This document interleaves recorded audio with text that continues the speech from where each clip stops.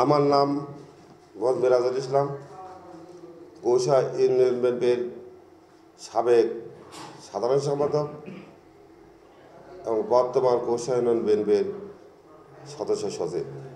ওইটা বলার আগে একটু উদাহরণস্বরূপ না বললে তো হবে না। 5ই আগস্টের পরে 5ই আগস্টের পরে বিভিন্নভাবে বিএনপিতে অনুপ্রবেশ ঘটেছে। সেটা এক শ্রেণী আমাদের বিএনপির ভিতরে কয়েক শ্রেণীর অনুপ্রবেশ ঘটে। তার ভিতরে এক শ্রেণী যারা বিএনপিকে প্রকৃত ভালোবাসত, ভয়তে আত্মভয়তে তারা আত্মগোপন ছিল, তারা বিএনপি মনা মানুষ, তারা আমাদের সঙ্গে যোগদান করেছে। এটা বিএনপি করত।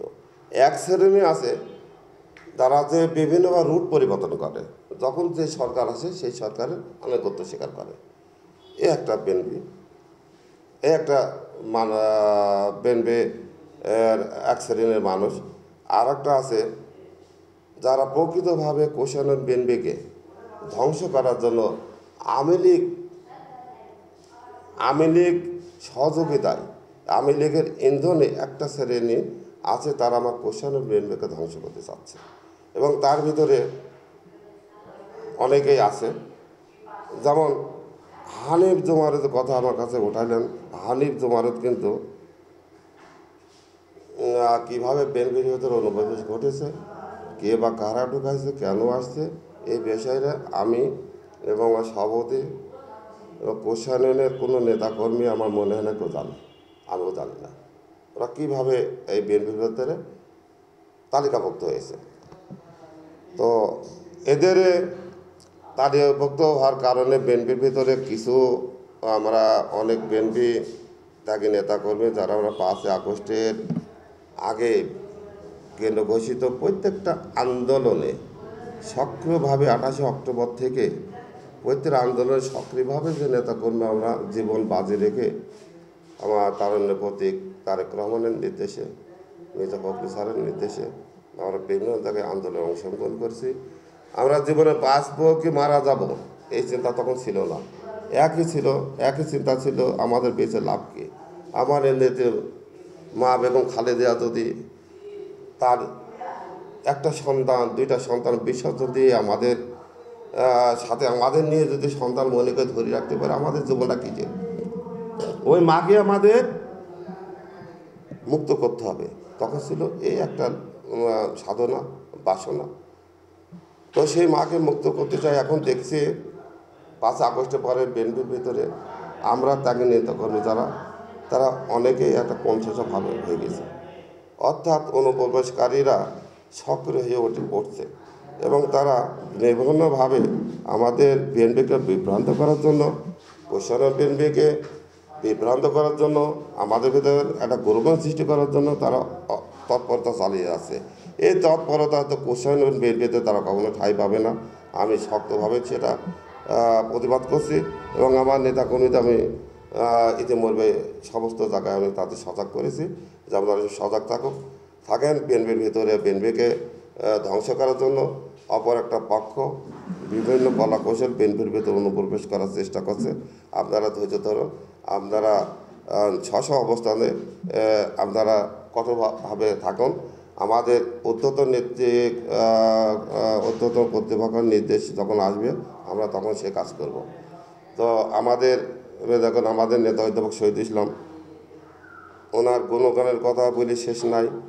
উনি এত সুন্দরভাবে আমার মানে সুন্দর বুদ্ধি বিচক্ষণতার সাথে আমাদের পরিচালনা করছেন, যা আমরা এখনও শহীদ যার আদর্শে সে রাজনীতি, সে কলা কৌশলে আমরা জীবন বাজি রেখে ধরে রেখেছি। তার অনুদান আমাদের নেতা অধ্যাপক শহীদ ইসলাম। উনি আমাদের কেন্দ্র ঘোষিত প্রত্যেকটা নির্দেশনা, প্রত্যেকটা আন্দোলনে উনি আমাদের নেতৃত্ব দিয়েছেন এবং কোথায় কোথায় কোনভাবে যেতে হবে তা উনি আমাদের দিয়েছেন। এখন ওনার আমরা অপেক্ষায় আছি এবং ঊর্ধ্বতন কর্তৃপক্ষের নির্দেশের অপেক্ষায় আছি। ওনারা যদি সবাই আমাদের যে নেতৃত্ব দেবে, আমরা যে বিপদে আছি, যে সমস্যা আছি, এই সমস্যাটা তো বেশি দিন থাকবে না।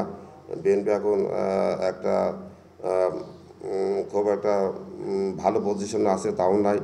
বিএনপির ভিতরে আত্মকলহ সৃষ্টি করছে। আত্মকলহ সৃষ্টিকারীরা যখন ধ্বংস করতে পারবো তখন বিএনপি অবশ্যই আমি মনে করি বিএনপির সামনে দাঁড়ানোর মতো কোনো দল বাংলাদেশে আর নাই আমাদের সাথে।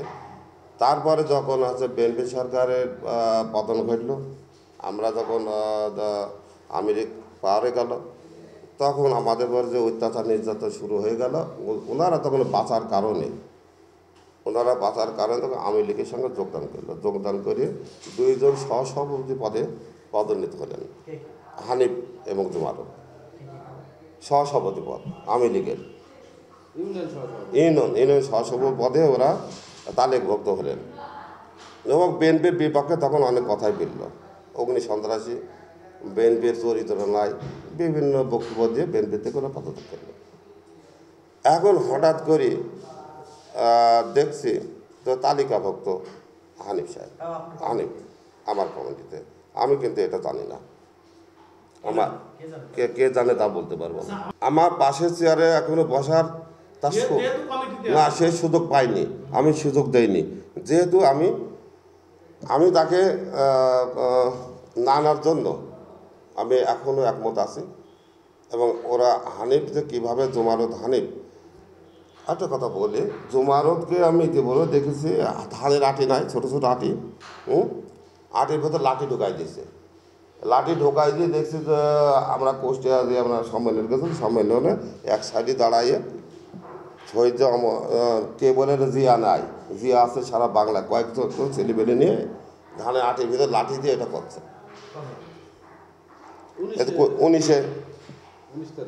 19 তারিখে আমরা গত 19 তারিখ যে কুষ্টিয়াটা সম্মেলন হলো আমাদের, হ্যাঁ ওখানে। তো এইটা কে বা কারা করালো, কাদের ইন্ধনে করছে, এটা কিন্তু আমি জানি না। এবং হানিফ কিভাবে ঢুকলো এটা আমি বলতে পারবো না, যেহেতু আমাদের জানানো হয়নি। যেহেতু আমাদের জানানো হয়নি, আমরা তো হানিফ জানি যে আমার গ্রামের এক হানিফ আছে, সেই হানিফ আমরা পরিবর্তনে হানিফ আছে বলে ও যাচ্ছে, এটাও ঠিক না।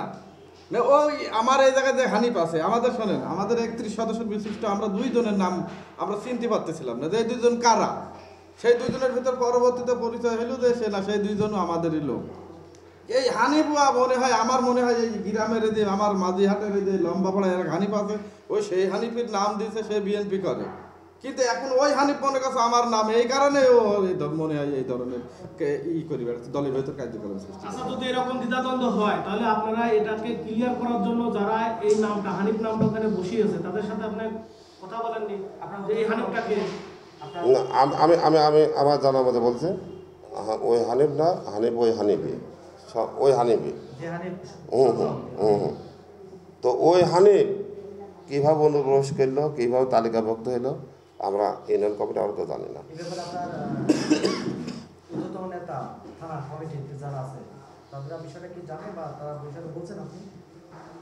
বিষয়টা তাদের থানা কমিটিকে জানানো হয়েছে, তারা জানে।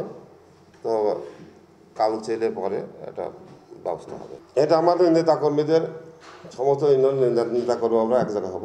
এক জায়গা হওয়ার পরে এই যে সমস্যাটা, এই সমস্যাটা আমাদের দলীয় সমস্যা, কঠিন সমস্যা। এই ধরনের অনুপ্রবেশ হলে দল কিন্তু একসময় বিলুপ্ত হয়ে যাবে। যেমন ইতিপূর্বে আওয়ামী লীগ যেভাবে বিলুপ্ত হয়েছে, বিএনপিও এভাবে বিলুপ্ত হয়ে যাবে। অনুপ্রবেশকারীরা তখন কি করবে, এইভাবে একটার পর একটা ঢুকতে বিএনপিকে কলঙ্কিত করবে এবং বিভিন্ন সুবিধা ওরা গ্রহণ করবে, মানুষকে বিভ্রান্ত করবে, আকাম কুকাম করবে।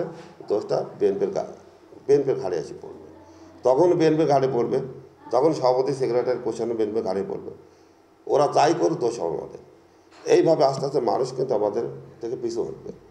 কাজেই কোষানো বিএনপিকে সুসংগঠিত করতে এবং শক্তিশালী করে রাখার জন্য আমার কোষানো বিএনপি আমরা একটা বসবো, বসার পরে এই ধরনের মানুষ যাতে বিএনপিতে তালিকাভুক্ত হতে না পারে সে ব্যবস্থা আমরা নেব, অবশ্যই সে ব্যবস্থা নেব।